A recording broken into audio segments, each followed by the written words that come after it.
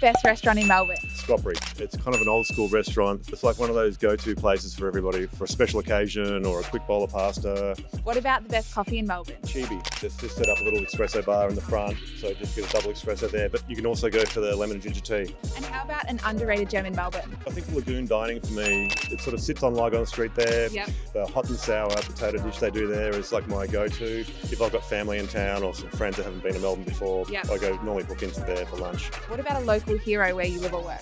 Commis, which is just on Johnson Street.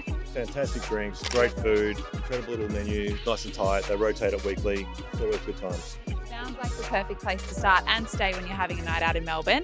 And lastly, what about your go-to pub or bar? Gerald's bar. It's just been an absolute staunch local for me. It's set the bar mark for most wine bars in Melbourne. Absolutely. Yeah, What kind of wine guy are you? Chevrolet, white wine. Great.